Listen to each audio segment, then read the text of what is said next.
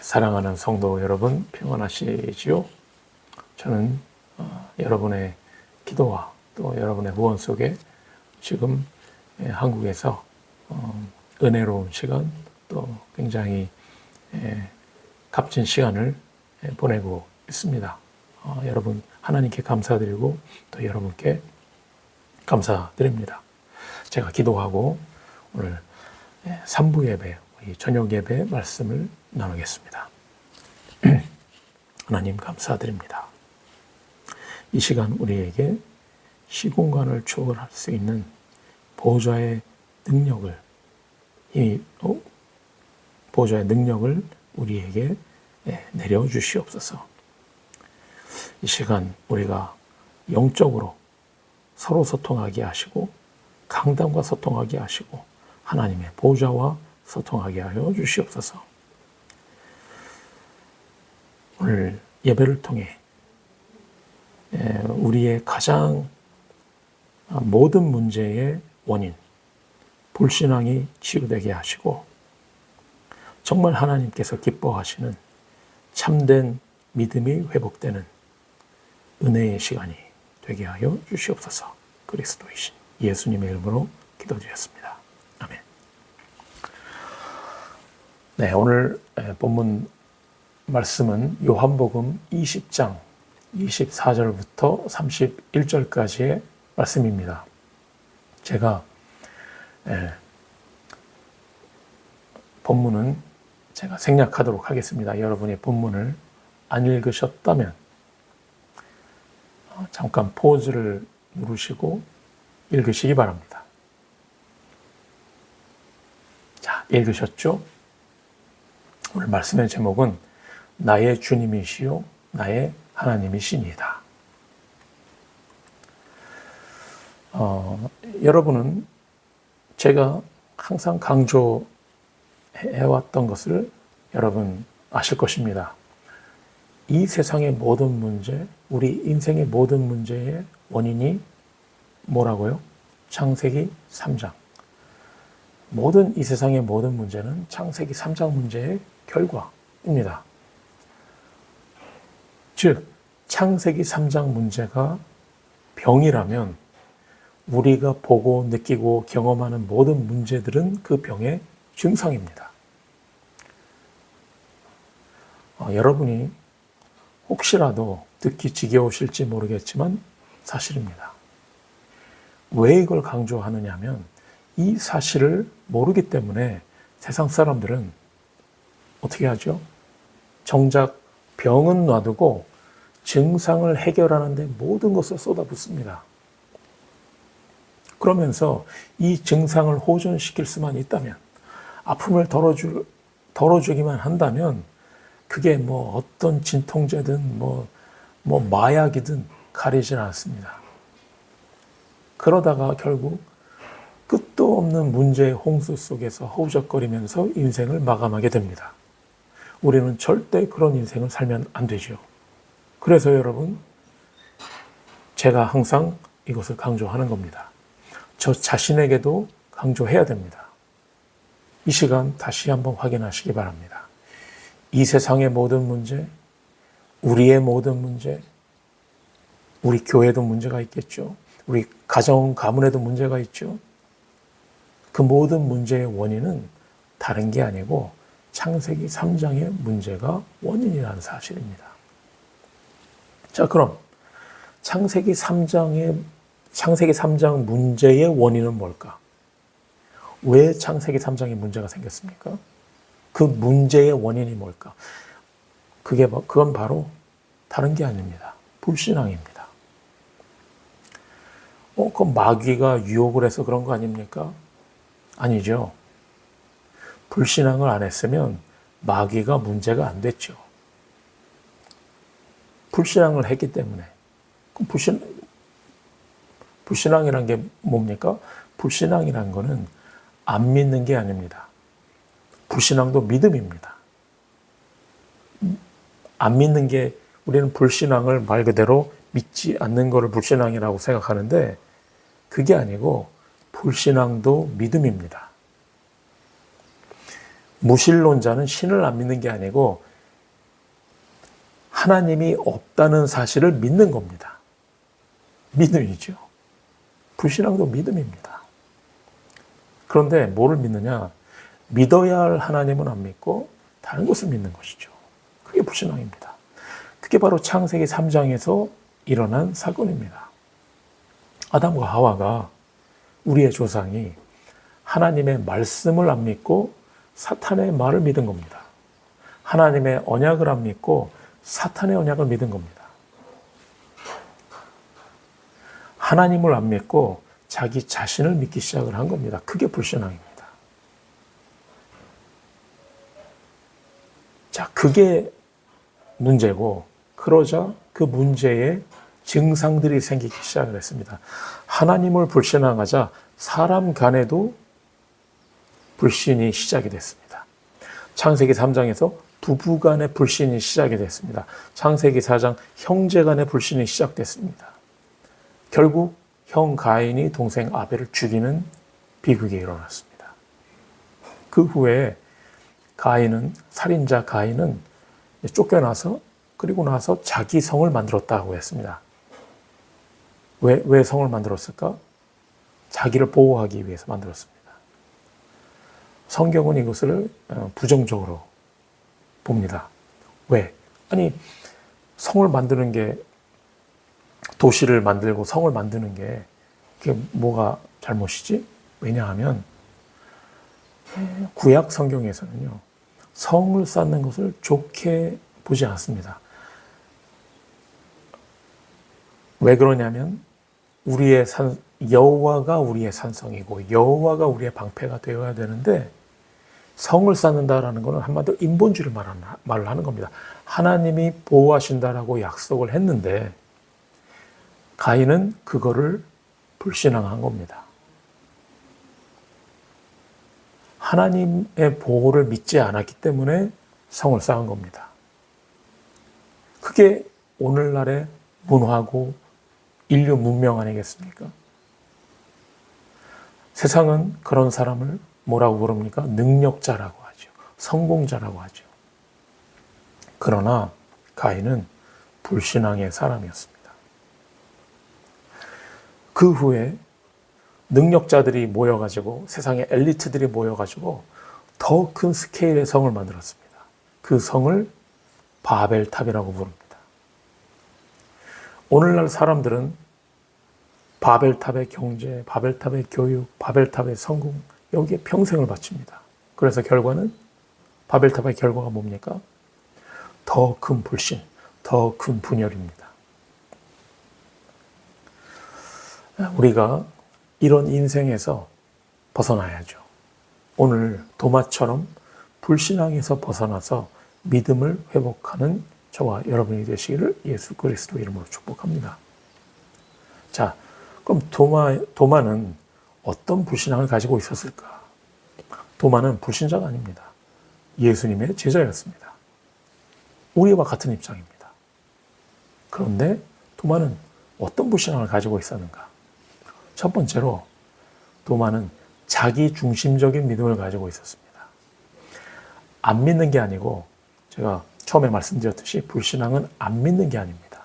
잘못 믿는 거지. 도마는 자기 중심적인 믿음. 어느 정도였냐면 다른 제자들이 예수님을 봤다라고 하는데 안 믿습니다. 그러면서 뭐라고 하느냐? 나는 내가 본 것만 믿는다라고 합니다. 되게 객관적이고 되게 뭐라고 하죠? 공명정대한 그런 굉장히 논리적이고 그런 것처럼 들립니다. 내가 본 것만 믿는다. 많은 사람들이 이런 믿음을 가지고 있습니다. 본 것만 믿습니다. 근데 그건 믿음이 아니죠. 그런데 그보다 더 심각한 거는 믿는데 자기 기준대로 믿습니다. 남의 말도 듣지 않습니다. 자기 기준대로, 여러분의 기준대로, 자기 기준대로 신앙생활을 하면 예배가 되겠습니까? 예배가 되지 않습니다. 강단의 말씀이 여러분에게 와닿지 않습니다. 왜? 내 기준이니까 내 기준으로 보면 문제만 보입니다. 은혜가 보이는 게 아니라 하나님이 하신 일이 보이는 게 아니라 내 기준에 맞지 않는 교회가 내 기준과 맞지 않으면 교회도 문제고 목회자가 내 기준과 맞지 않으면 목회자 메시지가 내 기준과 맞지 않으면 당연히 은혜 못 받겠죠. 그것을 뭐라고 하느냐? 객관적인 사고가 아니고 불신앙이라고 하는 겁니다. 객관적인 사고는 필요할 때가 있습니다. 신앙생활에서는 객관적인 사고가 필요한 게 아닙니다. 믿음이 필요한 겁니다. 그리고 두 번째, 도마는 육신적인 믿음을 가지고 있었습니다. 영적인 사실을 자꾸 보려고 하고 들으려고 하고 만지려고 합니다. 그것을 뭐라고 하죠? 신비주의라고 합니다. 신비주의는 불신앙의 한 가지 형태입니다. 믿긴 믿는 거죠. 그런데 잘못 믿는 거죠. 신비주의가 왜 위험하냐면 자꾸 영적인 사실을 보려고 하고 들으려고 하고 만지려고 하고 경험하려고 하다 보면 정작 중요한 영적인 사실을 체험 못하게 됩니다. 여러분 이해하실 겁니다. 신비주의가 굉장히 위험합니다. 자, 도마는 이렇게 자기 중심적인 믿음, 또 신비주의적인 믿음, 어떻게 보면 육신적인 믿음이라고도 할 수 있겠죠. 지극히 육신적인 것과 지극히 신비주의적인 것은 사실은 동전의 양면입니다. 도마는 그런 믿음을 가지고 있었습니다. 그런 불신앙을 가지고 있었습니다. 이런 불신앙을 했으니까 도마는 망했어야지 마땅하죠. 예수님의 제자 그 리스트에서 쫓겨나야죠. 거기서 없어져야죠. 그러나 도마에게 예수님이 찾아오셨습니다. 그리스도가 찾아오셨습니다. 성경에 문이 닫혀 있었는데도 들어오셨다라고 했습니다. 여러분, 그리스도의 제자는 그리스도가 절대로 놓치지 않으십니다. 내가 그리스도를 붙잡는 게 믿음이 아니고 그리스도가 나를 잡고 있다는 사실을 믿는 게 믿음입니다. 그 그리스도가 먼저 제자들에게 평안을 주셨습니다.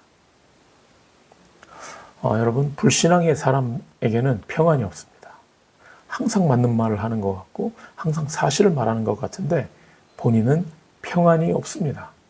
반면에 믿음의 사람은 늘 평안합니다.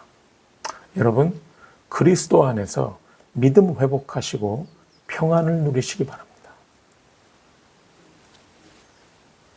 그리고 나서 그리스도가 도마에게 십자가에서 죽었던 증거를 보여주십니다.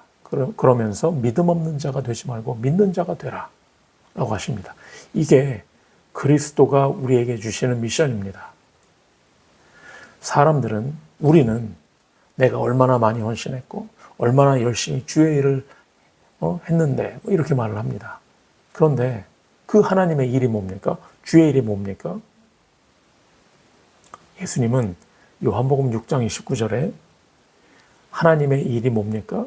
하나님의 일은 하나님의 보내신 자, 즉 그리스도를 믿는 것이 하나님의 일이라고 하셨습니다. 여러분은 믿는 자가 되시기 바랍니다. 하나님의 일, 단수로 표현했습니다. 즉 하나님의 그리스도를 믿는 것은 많은 여러 가지 중요한 일들 중에서 하나가 아니고 단 한 가지. 우리가 해야 되는 단 한 가지가 있다. 그게 뭐냐? 믿는 겁니다. 믿지 않는다. 열심히 하는 만큼 손해고 열심히 하는 만큼.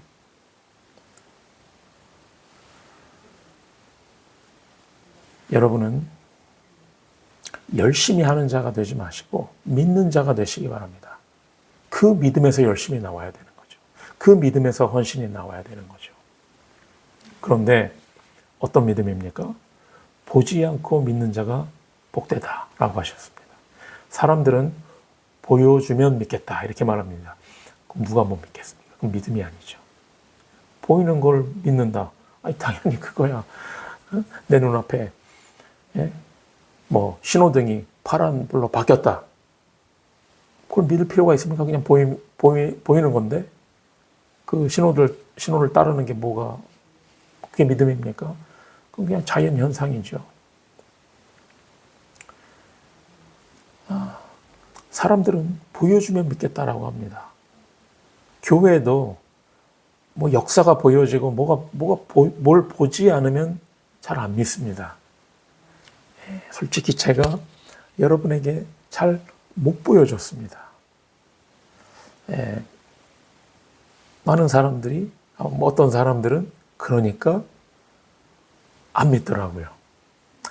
목사님의 말은 맞는 것 같은데 이게 믿어지지가 않는 것 같더라고요. 눈치가. 여러분, 보여주면 믿고 안 보여주면 안 믿고 그건 믿음이 아닙니다. 불신앙의 한 형태입니다. 이 시간 저와 여러분의 믿음이 회복되길 바랍니다. 그러나 믿음은 우리가 회복하는 게 아닙니다. 내가 회복하는 믿음은 그건 믿음이 아니라 신념입니다. 대체로 신념입니다. 믿음은 그리스도가 회복시켜 주시는 겁니다. 그럼 우리는 뭐 해야 됩니까? 믿음의 주요 온전케 하시는 주를 바라보라 라고 했습니다. 믿음의 주, 믿음을 만들어내시는 분, 그리고 그 믿음을 온전하게 하시는 분, 그리스도를 바라봐라. 광야에서 불뱀에 물려 죽을 때 녹뱀을 바라보고 산 것처럼 그리스도를 바라봐라. 그리고 신앙 고백을 하시기 바랍니다. 그리스도를 바라보고 신앙 고백을 하시기 바랍니다. 도마가 신앙 고백을 했습니다. 나의 주님이시오. 도마가 전에도 그리스도 알았죠. 믿었겠죠. 그러나 이제 그리스도를 나의 주인으로 믿기 시작을 했습니다. 여러분, 우리는 다 예수가 그리스도라는 사실을 알고 있습니다. 이제는 그리스도를 여러분 인생의 주인으로 믿으시기 바랍니다. 날마다 이 믿음에 고백하시기 바랍니다. 그리고 도마는 예수님을 나의 하나님으로 믿음의 고백을 했습니다. 여러분, 우리가 하나님 자녀인데, 우리가 구원받은 하나님 자녀인데 왜 축복을 못 누립니까? 왜 못 누리냐면 내가 하나님인 상태이기 때문에 그렇습니다. 내가 하나님인 상태. 하나님이 나와 함께하지 않는다면 나의 생각, 나의 신념 가장 중요한 겁니다. 그러나 하나님이 나와 함께 하신다면 제일 쓸데없는 거, 제일 쓸데없는 게 내 생각입니다. 내 고집입니다. 그 내 생각, 그 고집을 뭐라고 하느냐? 불신앙이다라고 하는 겁니다. 이제 예수 그리스도를 여러분 인생의 주인으로, 여러분의 하나님으로 영접하시기 바랍니다. 믿음의 고백을 하시기 바랍니다. 결론입니다. 우리가 진짜로 믿어야 되고 체험해야 되는 건 따로 있습니다. 오늘 30절에 보니까 말씀에 예수님이 많은 기적을 행하셨지만 기록을 안 했다라고 했습니다. 왜? 왜 안 했지? 기적은 핵심이 아니기 때문에 그렇습니다. 본질이 아니기 때문에 그렇습니다. 그러면 뭐가 핵심인데? 뭐가 본질인데? 31절에 오직 이것을 기록함은 너희로 예수께서 하나님의 아들 그리스도이심을 믿게 하려 하며 또 너희로 믿고 그 이름을 힘입어 생명을 얻게 하려 하심이라. 이게 성경의 목적이고 이게 핵심이고 이게 본질입니다. 다른 체험 말고 예수가 그리스도라는 사실을 체험하시기 바랍니다. 다른 거 믿으려 하지 마시고 예수가 그리스도라는 사실을 믿으시기 바랍니다. 우리가 갑자기 엄청난 경제응답이라든지 우리가 큰 어떤 축복을 받았다든지 갑자기 우리가 중한 병이 갑자기 나았다든지 이런 것들은, 이런 응답들은 우리가 확 느껴지죠. 그러나 예수가 그리스도라는 사실은 잘 안 느껴질 수 있습니다. 맨날 들어도 그게 그건 것 같고 이게 마치 우리의 신앙생활이 예수가 그리스도라는 사실을 자꾸 고백하고 이거 붙잡고 하는 우리의 신앙생활이 어떻게 보면 작은 냇물이 그냥 지루하게 흘러가는 것처럼 보입니다. 저게 뭐 흘러가는 건지 내처럼 냇물이 있었는지 없었는지도 모르는 그런 작은 냇물이 그냥 지루하게 흘러가는 것처럼 보입니다. 마찬가지로 우리의 믿음이, 우리의 신앙생활이, 우리의 언약의 여정이 별거 아닌 것 같아 보입니다. 잘 안 되는 것 같아 보입니다. 그러다가 그 작은 냇물이 어느 날 절벽을 만나면 폭포가 되는 겁니다. 마찬가지로 우리의 믿음이 어느 날 큰 역사로 나타납니다. 여러분, 그러니까 불신앙 버리고 믿음 회복하시기 바랍니다. 보이든 안 보이든, 응답이 있든 없든 믿음의 고백하시기 바랍니다. 믿음의 고백을 함께 우리 2부 예배 때 했었죠? 우리 함께 하도록 하겠습니다. 저를 따라서 믿음의 고백을 하시기 바랍니다. 예수는 그리스도. 그리스도는 나의 주님이시오. 그리스도는 나의 하나님이십니다. 기도하겠습니다. 하나님 감사합니다. 그리스도가 단지 이 세상에 오신 게 아니라 우리의 인생 깊숙한 곳으로, 우리의 불신앙 속으로 찾아오셔서 우리를 만지시고 우리를 치유하시고 우리를 회복시켜 주시니 감사드립니다. 특히 우리의 믿음을 회복시켜 주시니 감사드립니다. 우리의 평생 동안 하나님께서 가장 기뻐하시는, 하나님께서 가장 필요로 하시는 믿음을 고백하는 믿음의 전도자들이 되게 하여 주시옵소서. 이제는 모든 문제 해결자이신 예수 그리스도의 은혜와 하나님의 크신 사랑하심과 성령의 내주인도 역사 충만케 하시니 이제 이 자리에 모인 모든 믿음의 자녀들에게 지금부터 영원토록 항상 함께 계실지어다.